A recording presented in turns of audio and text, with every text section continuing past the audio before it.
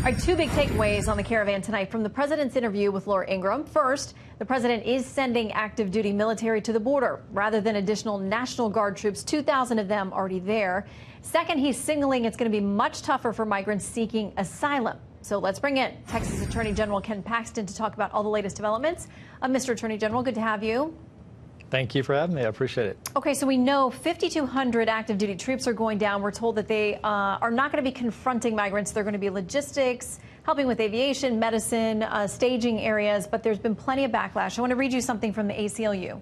They say this: President Trump has chosen just before midterm elections to force the military into furthering his anti-immigrant agenda of fear and division. The reality is that many of the non-citizens arriving at our borders are exercising their right in international and domestic law to seek asylum from violence and persecution at home. Your response?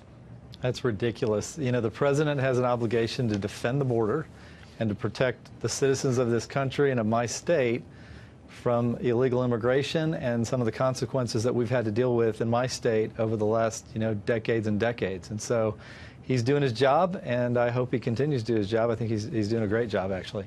Well, and interesting in the Washington Post reporting on this today, they said this: Mexican President Enrique Peña Nieto on Friday offered temporary work permits, medical care, and other benefits to migrants if they agree to register with authorities and remain far from the U.S. border.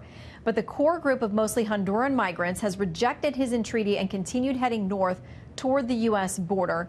What obligation do people have to stop in a country they're passing through if that could be a safe spot for them versus coming to the U.S., which clearly is going to have a better economic situation? Well, look, there's an opportunity for them to avoid what's going to happen at the border, which I don't think Trump is going to let them in. If you look at what he's relying on, it's the same law that he relied on with the travel ban, which says that he specifically has the authority to limit entry of any class of non-resident aliens that he views as detrimental to the country. In this case, that's what he's relying on. The Supreme Court upheld that in a recent case that you're familiar with in June, Trump versus Hawaii. And they said basically the president could limit the scope, how long somebody came in, when they came in, whether they come in, and the conditions of how they come in. So he's perfectly within his rights to stop them from coming into this country, including getting asylum.